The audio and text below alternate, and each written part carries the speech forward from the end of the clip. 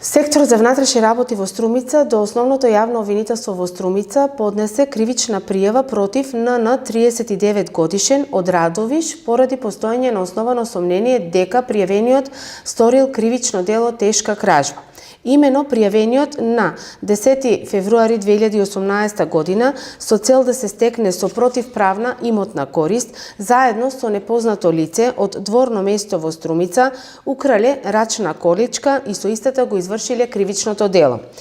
Наведениот ден од црквата Свети 15 Тивериополски свештеномаченици,